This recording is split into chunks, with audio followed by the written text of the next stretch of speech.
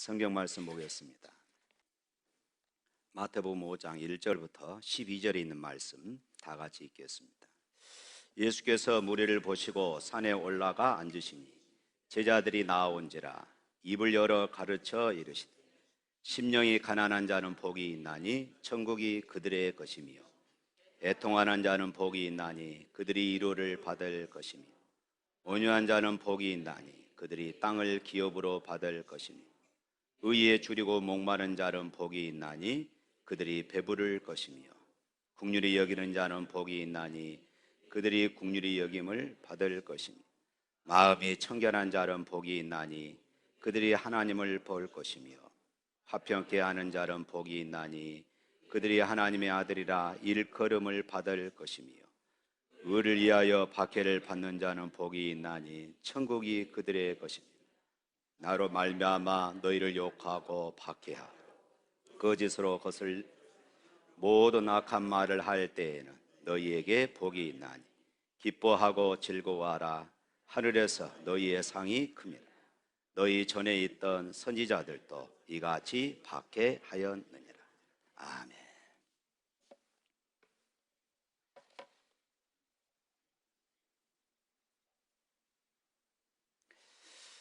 산상수훈 오늘 두 번째 시간입니다. 세상적으로 보면은 그리스도인들이 믿고 따르는 그런 성경의 말씀, 이 진리가 참 역설적일 때가 참 많습니다. 그 대표적인 내용이 예수님께서 가르쳐 주신 이 산상수훈에서 나타나 있습니다. 그 중에서도 팔복에 대한 예수님의 말씀은 세상적인 이런 관점에서 볼 때에 가장 역설적인 그런 내용들이 있습니다. 지난번에도 말씀드렸듯이 심령이 가난한 자가 복이 있다 말씀합니다. 오늘 우리가 들을 말씀은 애통하는 자가 복이 있다 이렇게 말씀하고 있습니다. 왜 예수님께서는 부자가 아니라 가난한 자가 복이 있고 기뻐하는 자가 아니라 슬퍼하는 자가 행복하다고 이렇게 말씀하시는 것일까요? 누가복음 6장 21절 말씀 보면은 보다 더 구체적으로 오늘 본문 말씀을 이렇게 말합니다. 지금 우는 자는 복이 있나니 너희가 웃을 것이며 이렇게 말씀하고 있습니다. 어째서 예수님은 웃는 자가 아니라 우는 자가 복이 있고 기뻐하는 자가 아니라 슬퍼하는 자가 복이 있다고 이렇게 말씀하실까요? 예수님의 이런 말씀은 분명 이 역설적인 그런 말씀이 되는 것입니다. 아마 세상 사람들은 예수님의 이런 말씀은 궤변이다 이렇게 말할 수도 있을 것입니다. 왜냐하면 오늘날 세상의 관점으로 봤을 때에 이 말씀은 우리가 이해하기 어려운 그런 말씀입니다. 그러나 예수님은 하나님의 나라는 바로 이것이다 이렇게 우리에게 지금 선언하고 계신 것입니다. 세상은 돈과 쾌락 등으로 슬픔을 잊고 어떻게 해서든지 인생을 즐기며 살아라 이렇게 이야기를 합니다. 세상은 모험을 추구하고 재미와 오락을 찾는데 돈과 시간과 열정을 쏟으라고 이렇게 이야기를 합니다.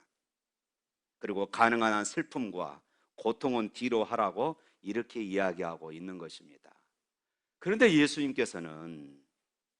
예수님께서는 슬퍼하는 사람에게 복이 있고 바로 그 사람에게 하나님의 위로가 있을 것이라고 지금 이렇게 말씀하고 계신 것입니다.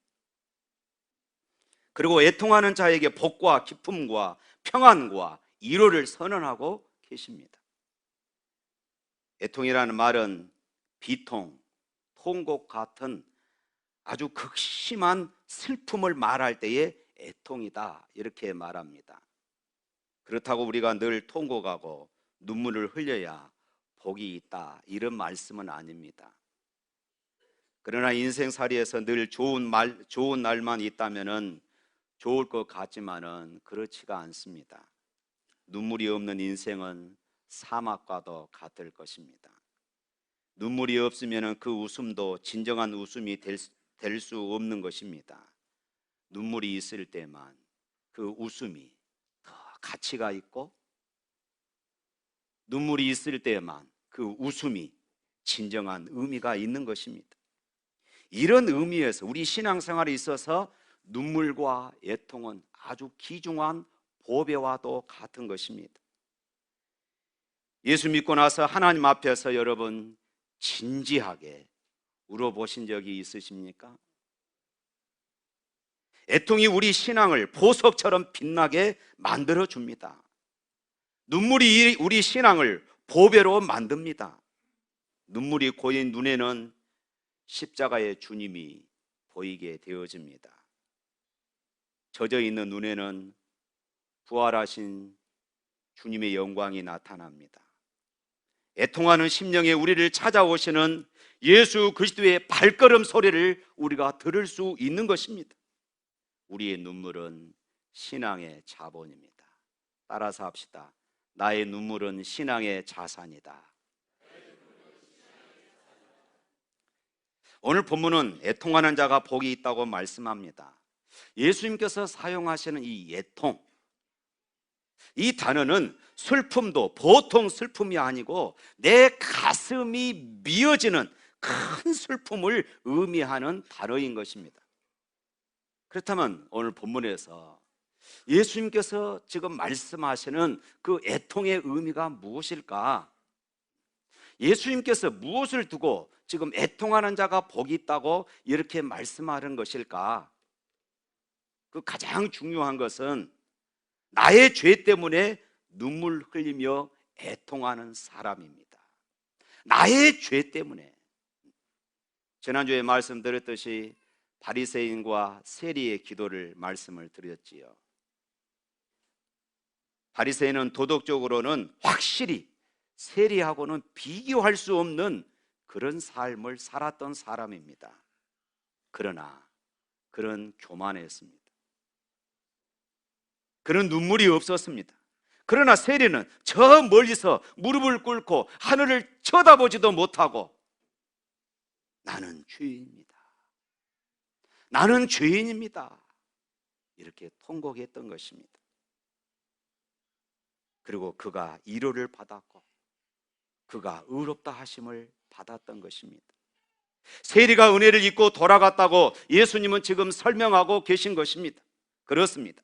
자기 부정이 없을 때에 애통할 수 없고 애통이 없는 사람은 자기 자신을 바로 찾을 수가 없는 것입니다. 그러므로 애통하는 심령은 복 있는 사람인 것입니다. 애통하는 그 마음 자체가 복인 것입니다. 왜냐하면 이를 가능케 하신 분이 성령님이시기 때문에 그렇습니다. 할렐루야. 이를 가능케 하신 분이 성령님이기 때문에 애통하는 그 마음을 가진 그 사람이 바로 복된 사람인 것입니다. 종종 저 자신이 답답하게 생각될 때가 있습니다. 김 목사를 비롯해서 오늘날 한국 교회가 얼마나 하나님 앞에서 참 뻔뻔하다 하는 이런 생각이 들 때가 참 많습니다. 왜냐하면 죄를 짓는 것을 대수롭게 생각하지 않는 사람들이 너무 많습니다. 그저 교회에 와서 짤막하게 하나님, 내가 이런 죄를 지었습니다. 용서해 주세요. 이 한마디 내뱉고는 하나님께서 내 죄를 다 용서해 주셨다. 우리는 이렇게 쉽게 생각해 버리는 것입니다. 가슴에 진정 회개하는 자의 자세가 자리 잡고 있지 않습니다. 내가 지은 그 죄 때문에 내 심령이 눈물을 흘리고 애통하는 이런 진정한 마음들이 사라져 버린 것입니다. 마틴 루터가 성당 앞에 붙인 95개조 항의문 안에는 이런 구절이 있습니다. 신앙인의 삶이란 끊임없는 회개와 참회를 하는 것이다. 용서받은 하나님의 자녀이기에, 오늘 우리 그리스도인들은 거룩한 하나님의 자녀들이 되었기에 우리는 우리 안에 성령님을 모시고 사는 구별된 그런 사람들이 되었기에 우리에게는 매일매일 눈물이 필요한 것입니다. 매일매일 죄를 씻는 그런 애통이 우리에게 필요한 것입니다. 종종 이렇게 말하는 사람이 있습니다. 목사님, 우리가 뭘 그렇게 많은 죄를 지었다고 그렇게 말씀하십니까? 언젠가 어느 집사님이 그러시더라고요. 교회를 다니시면서 목사님, 나는 죄 짓는 것이 별로 없습니다, 이렇게 말씀하시더라고요. 사랑하는 성도 여러분, 우리의 표준은요, 다른 사람이 아닙니다. 우리의 표준은 이웃이 아닙니다. 내가 저 사람보다 조금 더 거룩하고, 내가 저 사람보다 조금 더 의롭고, 내가 저 사람보다 조금 더 신앙적이고, 이것이 아닙니다. 우리의 표준은 예수 그리스도입니다. 예수님 보시기에 나는 얼마나 거룩한가입니다. 이것이 우리의 표준인 것입니다. 그러므로 예수님을 가까이 모시는 사람일수록, 예수님을 가까이 하면 가까이 할수록 자신의 추악함을 더욱더 깨닫고 보게 되어지는 것입니다. 그래서 그 사람은 더 애통하는 심정을 가지게 되는 것입니다. 예수님과 거리가 떨어져 있는 사람일수록 자신은 죄가 없고 자신은 다른 사람보다 꽤 잘난 사람으로 그렇게 생각하는 것입니다. 사랑하는 성도 여러분, 우리가 구원의 확신이 없어서 애통하는 것이 아닙니다. 항상 기뻐하라는 말씀을 몰라서 우리가 애통하라는 것이 아닙니다. 예수님의 거룩한 임재를 가까이서 느끼기 때문에, 상대적으로 나 자신의 연약함이 드러나기 때문에 하나님 앞에 우리가 애통하는 것입니다. 예수님의 거룩한 영광의 빛 앞에서 벌거벗은 것처럼 노출되는 나 자신을 순간순간 볼 때마다 나의 약함 때문에 우리는 탄식하는 것입니다. 자기의 죄를 가지고 애통하는 다윗은 시편 51편 17절 말씀에 이렇게 말합니다. 하나님이 구하시는 제사는 상하고 통회하는 심령이라. 하나님이여 상하고 통회하는 심령을 멸시치 아니하리이다. 애통이 뭐라고 말합니까? 상한 마음이라고 말합니다. 애통이 뭐라고 말씀하고 있습니까? 통곡하는 것입니다. 통회하는 것입니다. 하나님께서는 이것을 복되다, 이렇게 말씀하고 계십니다. 이렇게 통회하며 자기 죄를 하나님 앞에 고하는 자를 주님께서 복되다고 말씀하시고 그 눈물을 씻어주시고 그에게 사유의 은총과 평안의 은총과 기쁨의 은총과 만족의 은총을 주신다고 약속하고 있는 것입니다. 이것이 하나님의 이로입니다. 할렐루야.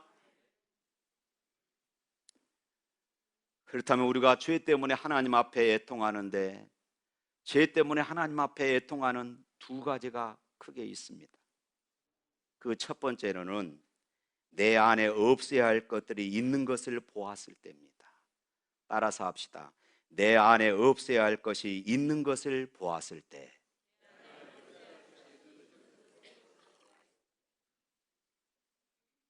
내 안에 없어야 하는데 있는 것이 무엇일까요? 예수 믿는 우리들 안에 없어야 하는데 있는 것이 무엇일까요? 시기와 질투,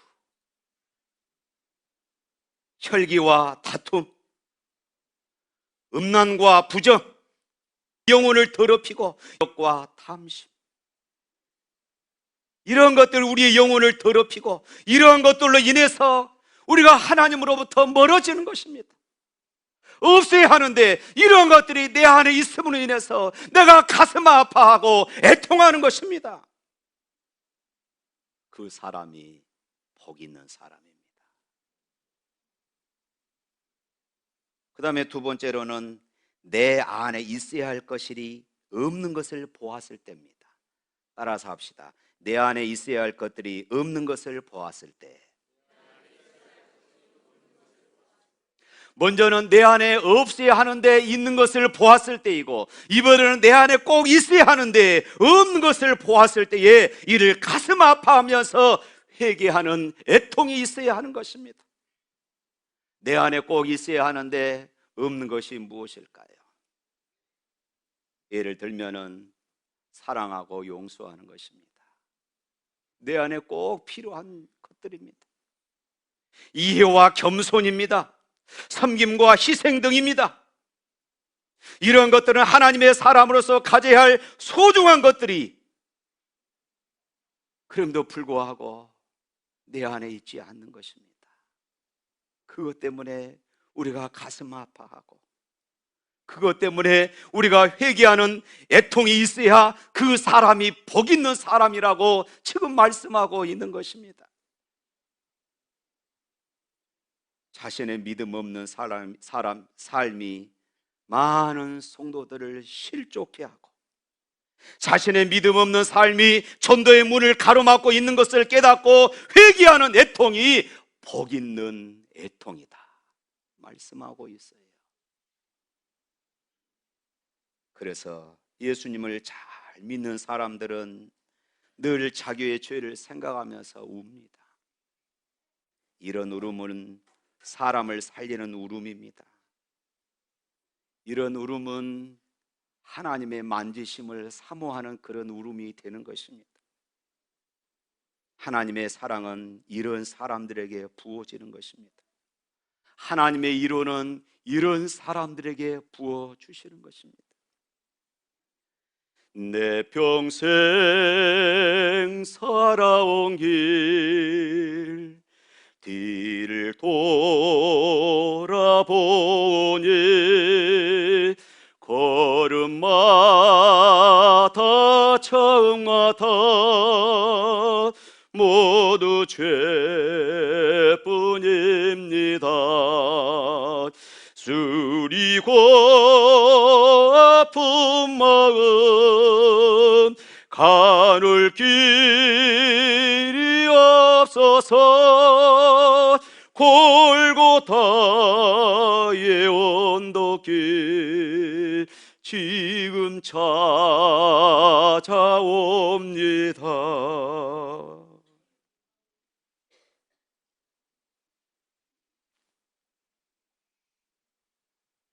사랑하는 성도 여러분, 우리 그리스도인들은 하나님의 은혜를 생각하면 늘 눈물이 나야 합니다.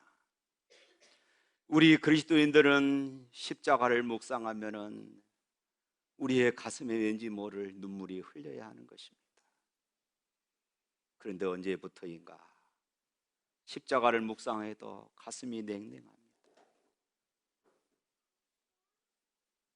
하나님의 은혜가 내 심령 가운데 들어오려고 해도 무엇인가 가로막고 있습니다.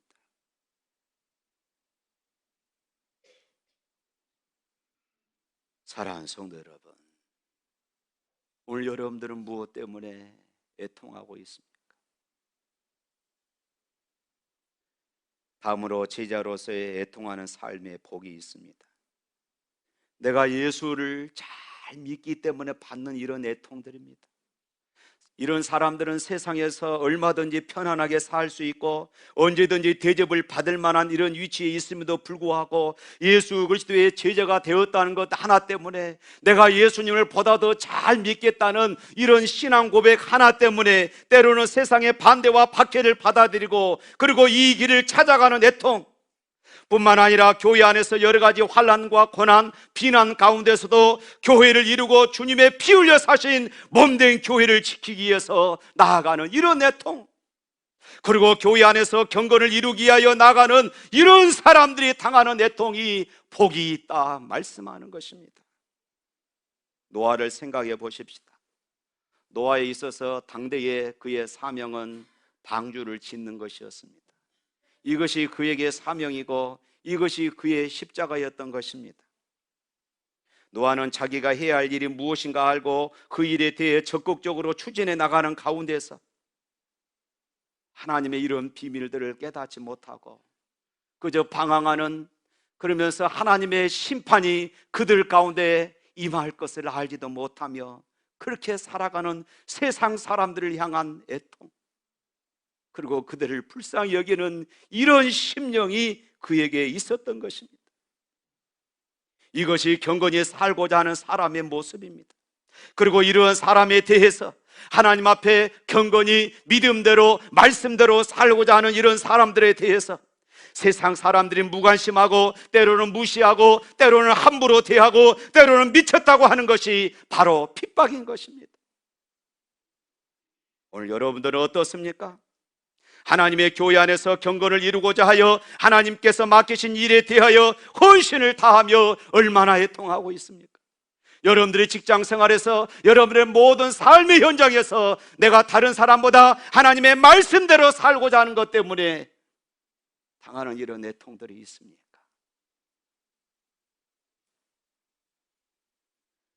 느헤미야를 생각해 보십시다. 느헤미야는 바벨론 포로에서 이미 1차, 2차 포로 기한이 이루어졌던 그런 시절, 그럼에도 불구하고 예루살렘이 아직 회복되지 못하고 성벽도 재건되지 못하여 항폐되었다는 소식을 들은 느헤미야는 통곡하며 애통했다고 말하고 있습니다.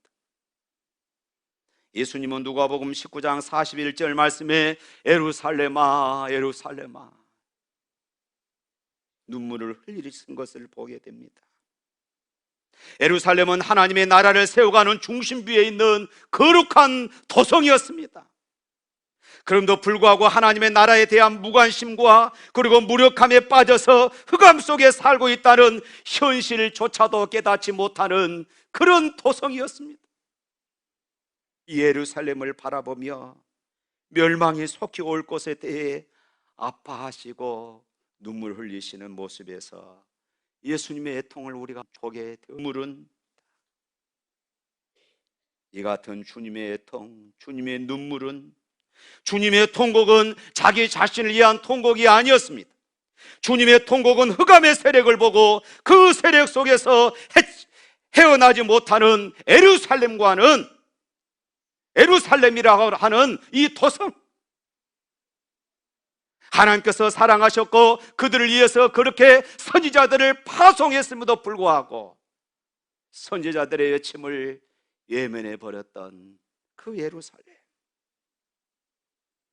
하나님의 심판이 그들 가운데 금방 임할 것임에도 불구하고 깨닫지 못하고 여전히 달려가는 그들의 모습을 보고 주님은 애통하셨던 것입니다. 빌립보서 3장 18절에 보면은 바울은 이렇게 고백합니다. 내가 이제도 눈물을 흘리며 말하노니 여러 사람들이 그리스도의 십자가의 온수로 행하였느니라. 바울은 전도하며 사방을 둘러보아도 예수 그리스도의 십자가를 대적하는 온수들이 수두룩한 것입니다. 교회 안에도 그런 온수들이 있었습니다. 바울이 생각할 때마다 도무지 가슴이 저미어 견딜 수가 없어서 눈물을 펑펑 흘리며 내가 눈물을 흘리며 말하노니, 이렇게 그런 편지를 썼던 것입니다. 사랑하는 성도 여러분, 마른 눈을 가진 신자들이 모인 교회보다는 젖은 눈을 가진 성도들이 모이는 교회가 훨씬 더 하나님의 은혜를 깊이 누리고 있는 그런 교회인 것을 믿으시기를 바랍니다.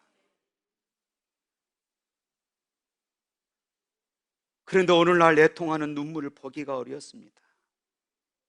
눈물이 메말라 버렸습니다. 웃음이 복음으로 들리고 눈물은 비복음으로 들리는 것 같은 분위기입니다. 기분 좋게 웃어야 은혜 받았다고 말합니다. 이런 우리의 모습이 애통하는 자는 복이 있나니 저희가 위로를 받을 것이며, 이 주님의 말씀이 우리의 가슴에 들어오지 않는 것입니다. 이것이 현대 교회의 초상인 것입니다. 사랑하는 성도 여러분, 예수 믿고 나서 웃기만 했습니까? 그렇다면 아직은 값싼 신앙인 것입니다. 눈물을 통과하지 아니한 신앙은 하나의 값싼 장식품에 지나지 않습니다. 우리가 예수 믿고 나서 하나님 앞에 진지하게 울어보지 않고서는 더 깊은 하나님의 위로를, 더 깊은 하나님의 은혜를 누릴 수가 없는 것입니다. 사랑하는 성도 여러분, 애통이 우리의 신앙을 본질로 향하게 만듭니다. 눈물이 우리의 신앙을 본질로 인도합니다. 눈물이 고인 눈에는 십자가의 주님이 보입니다. 젖은 눈에는 부활하신 주님의 영광이 나타납니다. 애통하는 심령이 우리를 찾아오시는 예수님의 발걸음의 소리를 들을 수 있는 것입니다. 애통하는 그 심령에 주님이 만지시는 그 손길을 맛볼 수가 있는 것입니다.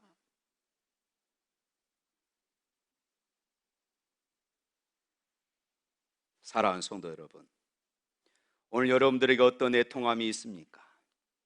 시편의 기자처럼 하나님을 사랑하는 마음이 넘쳐서 하나님에 대해 대적하고 하나님의 법도를 무시하는 사람들을 바라보면서 시냇물같이 눈물을 흘리는 애통이 여러분들 가운데 있습니까? 교회를 사랑하는 애통이 있습니까? 하나님을 사랑하는 애통함이 여러분 가운데 있습니까? 과거 우리의 믿음의 조상들은 내가 살면은 교회가 죽고 내가 죽으면은 교회가 산다는 이런 고백으로 살았습니다. 오늘 여러분들의 애통은 무엇입니까? 사랑하는 성도 여러분, 오늘 여러분들의 애통이 노아의 애통처럼, 느헤미야의 애통처럼, 예수님의 애통처럼, 바울의 애통처럼 되어지기를 주님의 이름으로 축원합니다. 내가 살면 교회가 죽고 내가 죽으면 교회가 산다는 이런 신앙으로 살아갈 수 있기를 주님의 이름으로 축원합니다. 애통하는 사람에게 어떤 복이 있다고 했어요? 위로를 받을 것이며, 이 위로라는 이 단어는 이런 의미가 담겨져 있습니다. 옆으로 부른다. 옆으로 부른다.